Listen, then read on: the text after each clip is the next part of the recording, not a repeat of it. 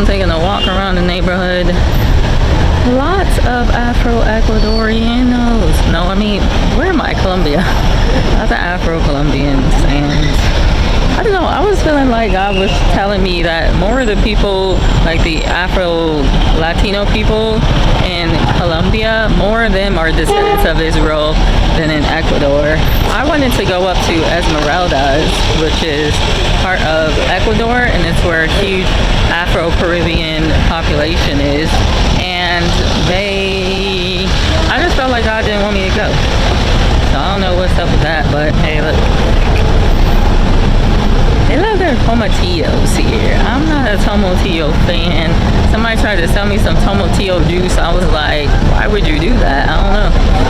But yeah, anyway, tomatillos are like, I guess, this combination between tomatoes and something else. And they also like their bread.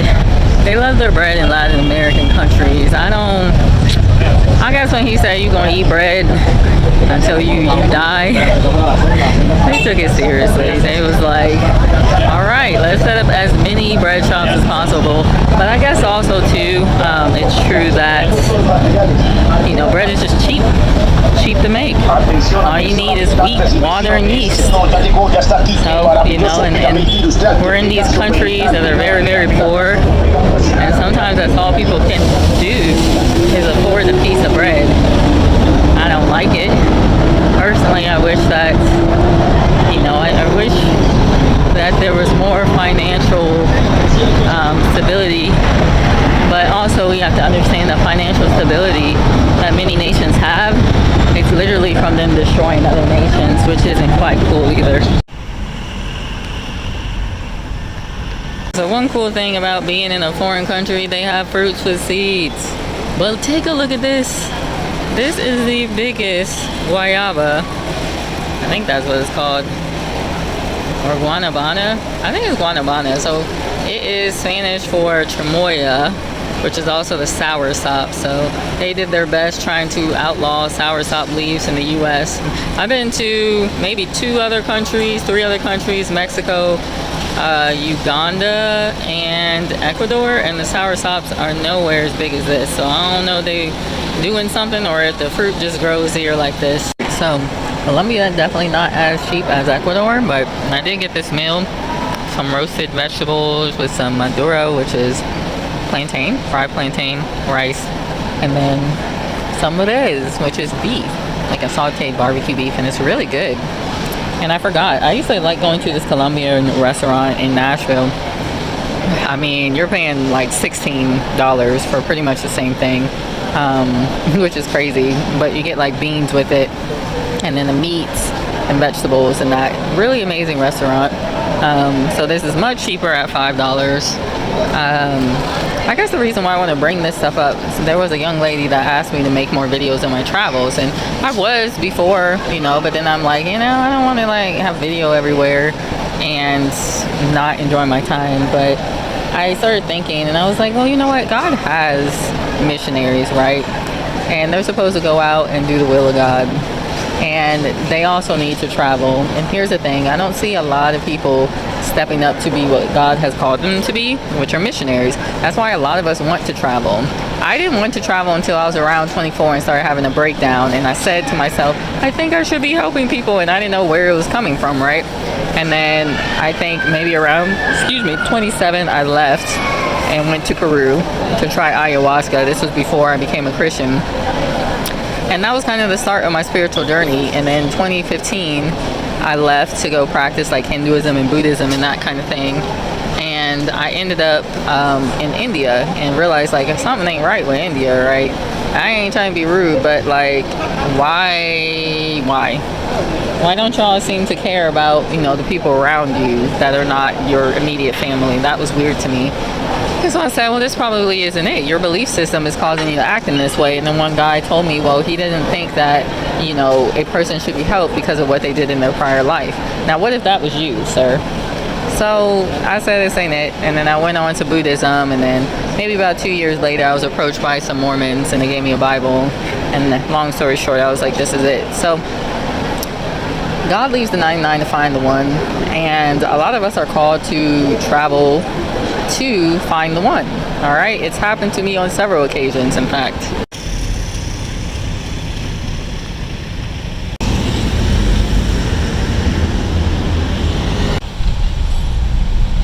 Right, Bogota. So, is it crazy? But I'm actually liking this better than all of Ecuador, and I've only been here for 2 days.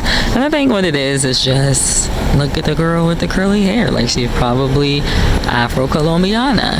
All right. It's not that I'm saying like, oh, I like it because there's black people, but it seems to be more integrative, and so people aren't always constantly staring at you like you're crazy. Like, what is this Negro doing here? And it's like, well, because I'm traveling, all right? Can we do that? I don't speak Spanish. I know all y'all think I do, but I don't.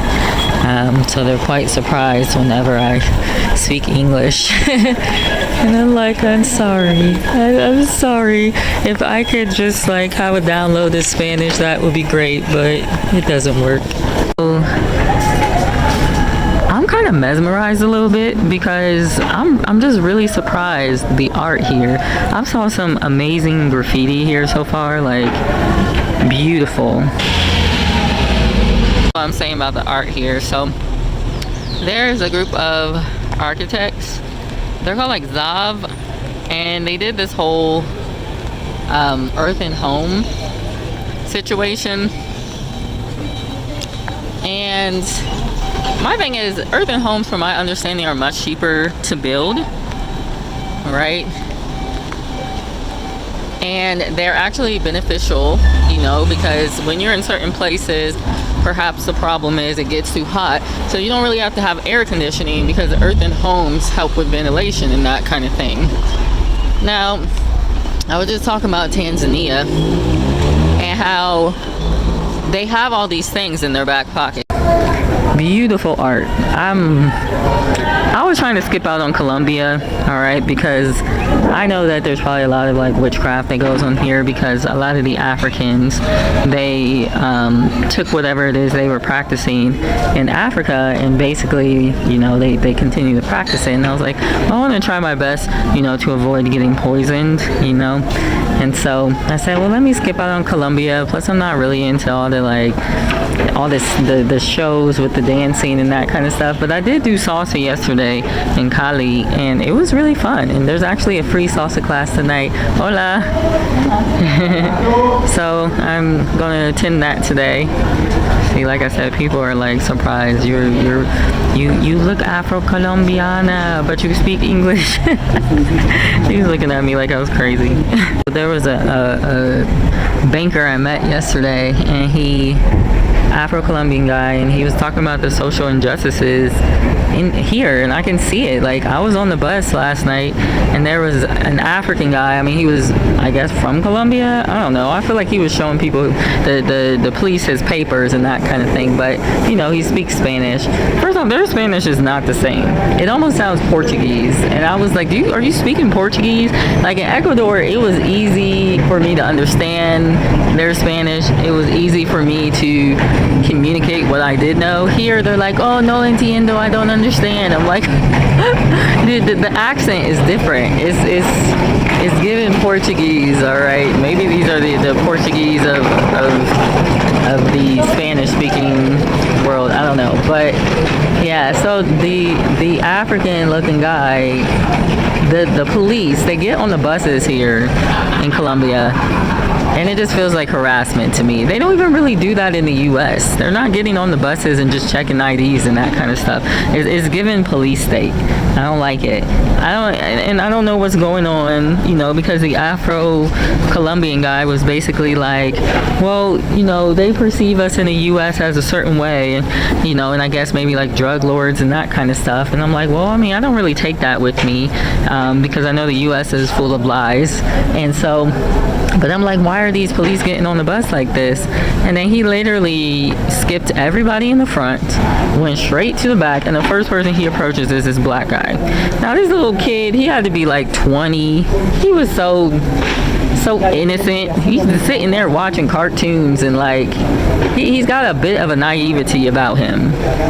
And when I say naive, this dude, he got his cover, put it over his head like a tent, took off his shoes, and then put them in the middle of the aisle. I'm like, maybe this guy is like Asperger's or something like that.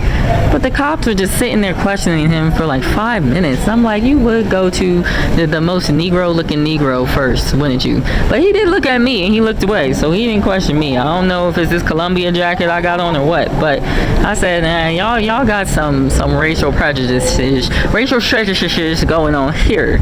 I ain't feeling it. But yeah, that's what the Afro-Colombian banker said. He said there's a lot of injustices here, and I can feel it because even at the last hostel, I'm pretty sure one of the workers said something about me being negra, and I was like, nega, negra, soy. I don't know how the song goes, but there's this song that's on Instagram right now, and his girl, she's like Afro-Cubana.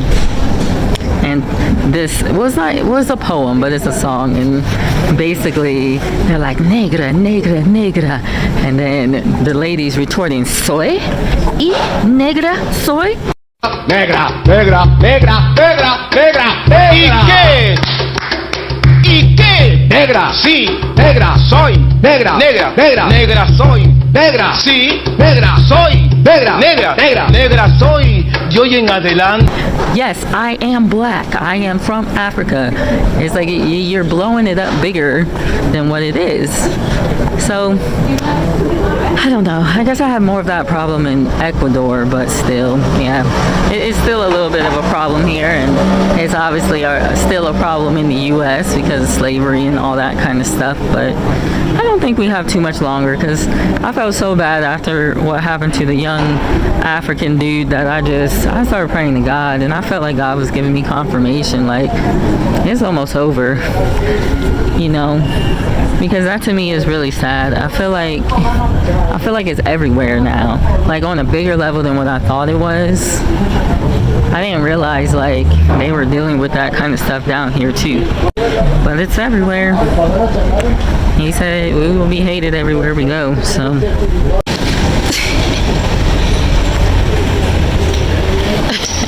He's not looking. Oh, hola, amigo. The artisanal markets of Colombia.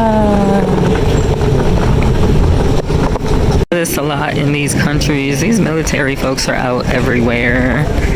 Everywhere. I don't, like, is it that bad? This is not even something that happens in the U.S. And I feel like we're the country that probably remains under the most threats because we're always threatening everyone else. So it's just like, it's just weird to me. One thing that the bank gentleman said was that I guess Colombia didn't really want to have anything to do with like foreign countries. I don't know what that means, like foreign countries coming in here and setting up their businesses, or if Colombia doesn't really want to set up in foreign countries. I don't know, but to me it almost feels like your citizens are the enemy, and I'm trying to figure out why it feels that way. You know, are these the enemies? Are you under threat? Like, are we in a police state and don't know it? Lattes, all the chocolates.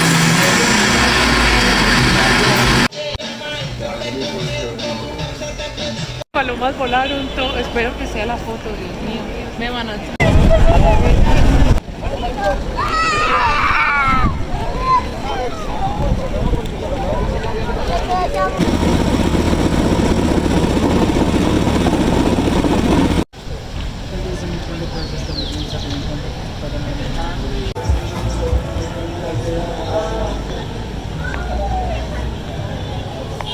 We're not doing medicinal marijuana here. We're doing medicinal cocaine. This is, that is interesting. But no, I was in Peru and they had this like coca tea every morning, and it's awesome because it gives you energy and then it helps with altitude sickness. But yeah, I'm gonna do this though. This is a piece of tiramisu cake that I just got from this cafe, and it is probably some of the best tiramisu I ever had. Yeah. And not only that, these ladies jumped up to help me. I haven't seen that one yet. They're just so excited to help. You see all these people here? People come for the aesthetics. All you have to do is get the artists in your town to come and paint. And that's what's so fascinating about these earthen vessels, because they have them all painted in different colors. So y'all got some artists somewhere, and this is what draws people.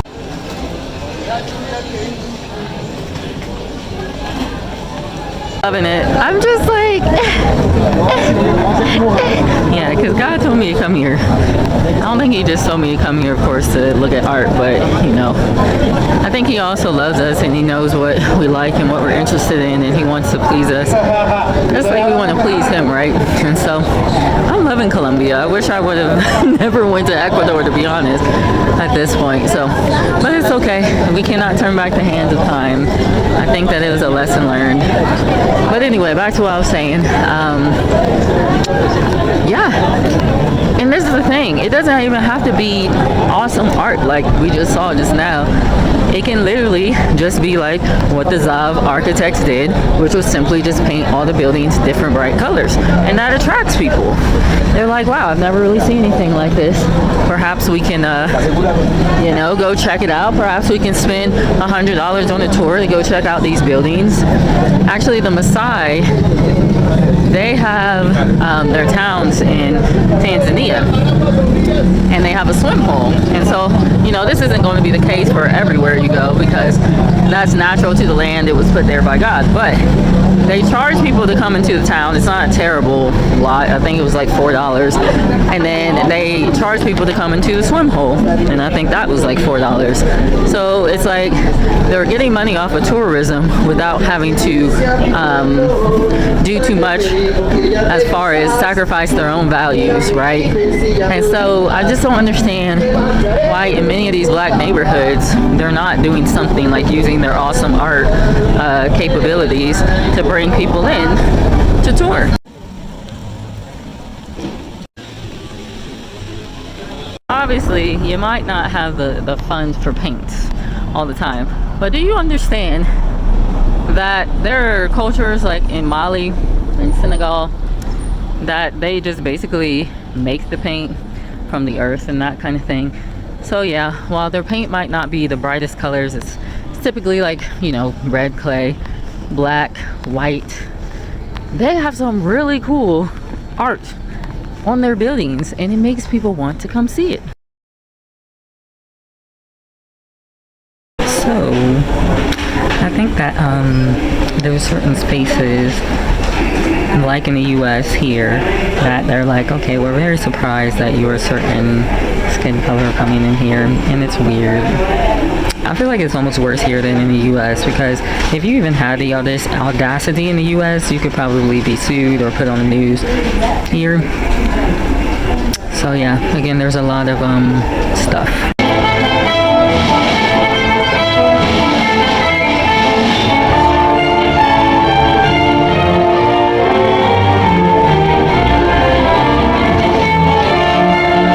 Once again, I have my own plans to go to the botanical garden. I love a botanical garden. Actually, God, I wanted to see something real spectacular as far as a botanical garden, and I ended up going to the Dallas one. I was like, what is this trash? Like, I just dropped, I think it was like $12.50 to go to this botanical garden, and only because it was on a certain day at a certain time. Otherwise it would have been $25. They charge so much for the Dallas botanical garden. It's very overpriced. But you know what, I ended up in Tulsa, Oklahoma. And Tulsa has this amazing place called the Gathering Place, and it was designed by the same guy who designed Central Park in New York. So, you know, he's got to have some credit. This place is beautiful. It has a beautiful lodge, beautiful botanical garden, playgrounds, everything, all free. And so I don't know, when I was walking through that, I just felt like God bless me. Like, this reminds me of what I think Eden would be or something. Very beautiful. But I plan planned on going to the botanical garden today, and I don't know, they have this system with the buses where you have to use a card to swipe in. It's not like that in the US. You can use a card, you can use an app, or you can pay in cash. But maybe because there's such a high population of people that take the bus here, they ain't got time for all that, people paying cash. But you should still have options, you know, concerning tapping on your phone, or like, buses that do take cash. Like, come on. So that didn't happen, and then I said, all right, well, I guess I'll just go back to the hostel. And then I came up a certain alleyway, and there's all this art stuff here, and so I said, all right, well, let's go check it out. And then next thing I know, there's an orchestra playing, and so we're listening to the orchestra, and then the composer's going. He looks like a real young guy, probably in his mid-20s, if that. And I don't know, this other guy kept stopping him. And so everybody was confused, like, why you keep stopping him? Like, my first thought is, are you jelly? You think you gonna be replaced or something? But anyway, no, they were actually just practicing at that point. So it wasn't that he was jelly. But anyway, so this harpist comes up, and so one of the things God told me to do was to play the lyre, which is like a mini harp. He told me that a long time ago, like 7 years ago, and I'm slacking big time. But nonetheless, I heard this lady play the harp, and it was literally harping on my heart.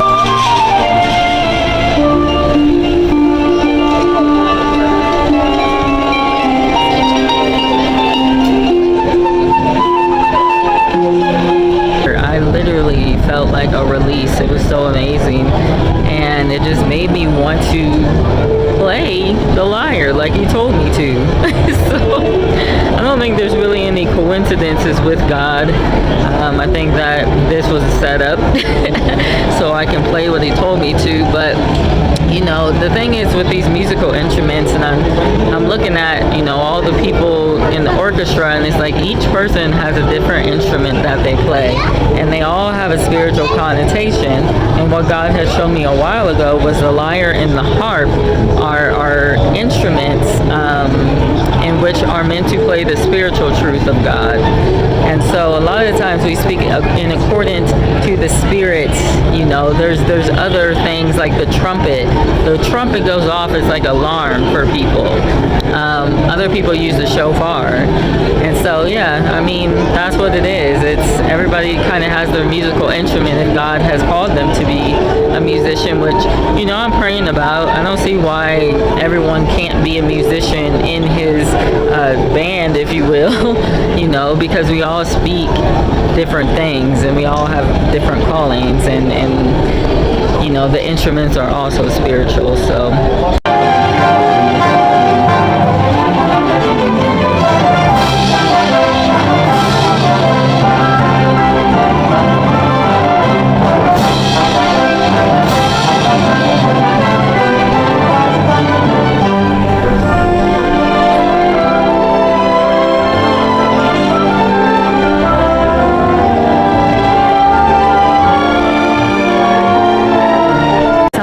Colombia is way different than what I thought it would be. I don't know. In my head, I guess I thought it was going to be like Cartagena, which is where a lot of the Afro-Colombian folks are, which Cuba is very similar. But, you know, this is like any other Western country, to be honest. You know, you have all the same things. You have music, you have art, you got culture, and plenty of business going on, plenty of universities and that kind of thing.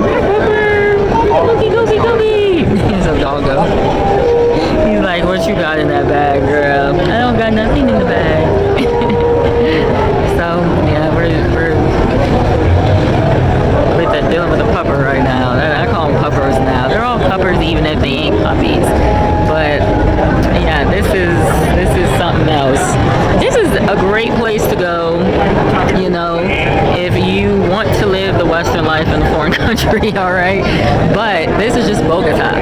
So you got to understand that there's different, you know, just like in the U.S., there's different cities, although I would say that the U.S. is, you're not going to find anything in third world at all. But seeing that this is Colombia, you're going to find jungles and you're going to find poor cities and that kind of thing. A lot of people, they talk about magic Medellin. I don't know, they pronounce it different. And they say they actually like it better than Bogota. I mean, I like Bogota personally. I don't think necessarily because it's a western city, but because it's like there's a lot to do. Like, you're not gonna get bored ever. And it's different than like Mexico City, which that's the country I was in before I was in Mexico City. It's different because, again, like the cultural, integration, different cultures. You got Spanish, you got Latin, or I would say native, like Indian, and then you have a lot of Afro culture as well. So I like it slightly better than Mexico City, maybe a little more than slightly better. And then yeah, Mexico City is getting very expensive because all the Westerners that come. I'm not gonna say Colombia is cheap. It's really not that cheap. Like, some of these restaurants are charging 70,000 pesos, which comes out to that's like $21. It's a little more than $21. Because every dollar is like almost 4 pesos, and so yeah, if you divide it by 4, 70 divided by 4 is almost $20. So yeah, no, it's really not. But you can also find a lot of cheap restaurants. Like, I just bought a mango for 1 peso, like 30 cents. Like, it's so cheap in some places. So that kind of tells you the gamut that you're running. You have the lowest of the low, just like in America, to the highest of the high. I will say though, in the U.S., typically they're not going to stop you from coming into certain shops and buildings because of your ethnicity, and I do think that they do this here. And your American accent is like a golden ticket, because I just start speaking, they're like, oh, okay, come right in. It sends me every time, because they know that I'm not from here, and then perhaps I can afford to, I don't know, buy a book. And I was trying to go into a bookshop, and then he's like, oh, are you here to buy books or something? And I'm like, why are you questioning me, sir? That's the thing, they have a lot of these security guards everywhere. A lot of them. I don't like it. Like, why do you need a security guard at every store? It's weird. I think you need to do something with what's going on the internal, and then perhaps you would not be dealing with these problems. But I want to see like the crime rates as far as like theft and that kind of thing compared to the US. Alright, so I just got a front row seat to the harpist.